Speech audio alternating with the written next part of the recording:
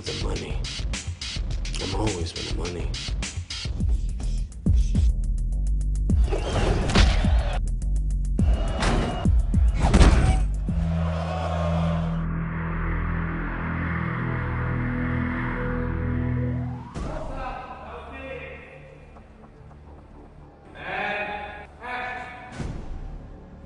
I think the cool thing about this franchise, Undisputed, is that there aren't really any good guys.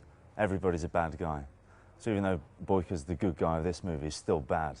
It's just that everybody else is even worse than he is. So it's Boyka's the lesser evil. Yuri Boyka Chormatyony, Russia. First-degree murder.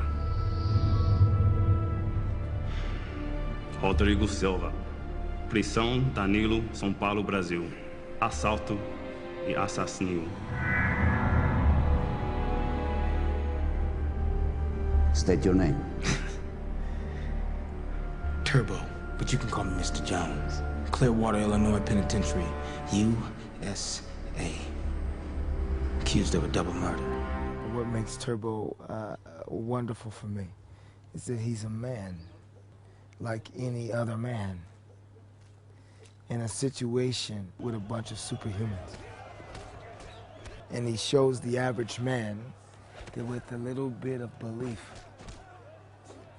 a great deal of passion, you can hang with the superhuman. Not only hang, but beat a couple. No! Push me! I want to fight!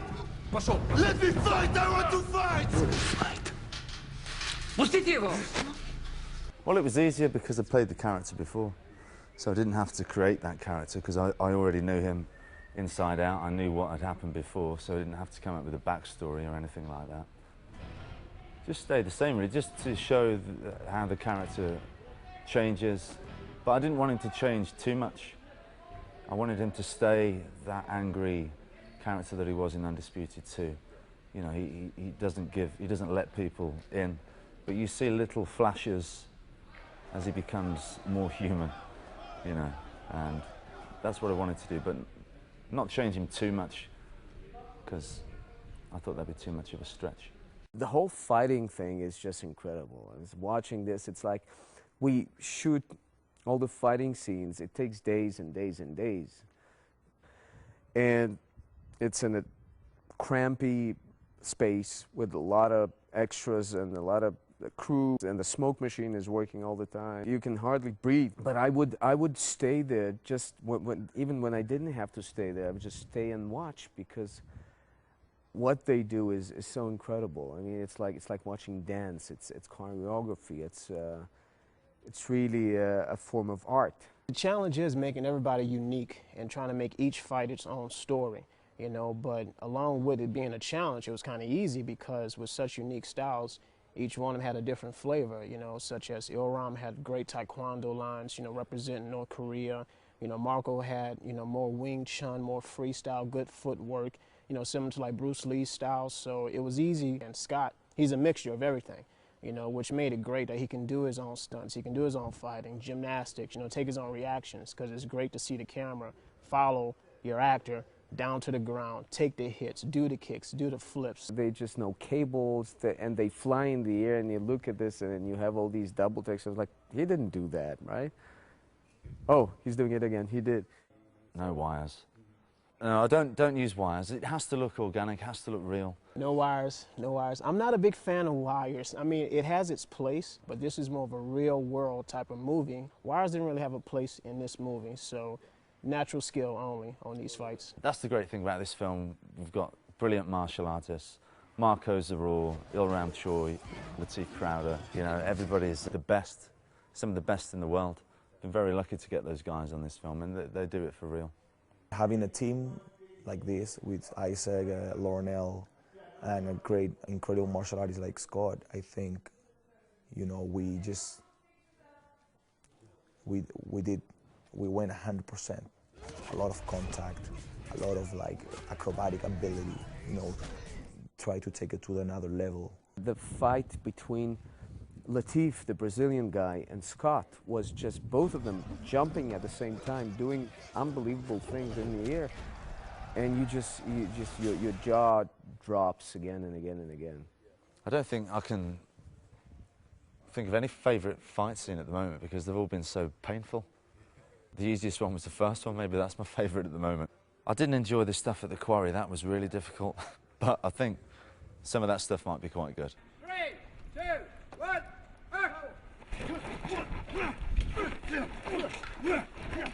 I'm probably gonna say my favorite fight is probably the finale fight. It was the biggest challenge. You had to tell the story of Boyka with his knee. His knee's actually injured. That became the challenge of the fight. How do you have a guy who's injured beat a guy who seems unbeatable? You know, so you had to, what I call, go inside the fight. You tell the story of a great fighter who's like playing chess. He's got to place the pieces in the right place. And the pieces might be finding an opening or using his ego as a weakness, you know, and then sometimes it's as simple as coming back with heart.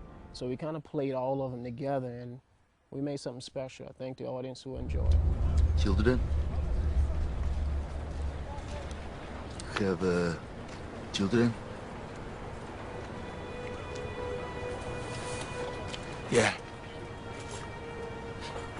Boy and a girl.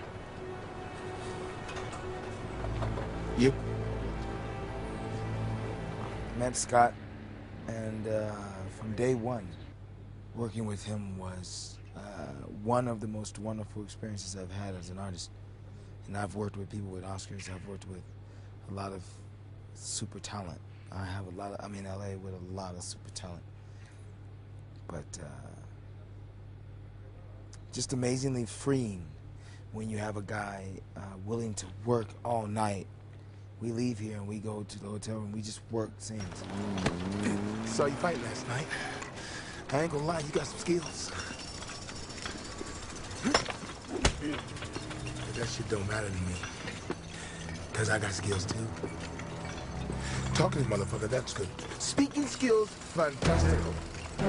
Having to act with an actor like him, the support that he offers is such an unselfish actor. And we were at the hotel together, he was in the room next door. Every night he'd come over and we'd go through the scenes for the next day, and it's been a pleasure working with him.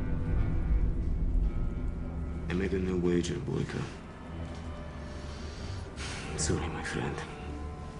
You just can't beat the Colombian. Him and Boyka, they have these relations. We don't see it in Undisputed 2. We just assume that he is his guy. But then here, they have a bit of a complicated relations of Boyka is his fighter, but he gives him a chance, which is a very important thing, I guess, for Boyka.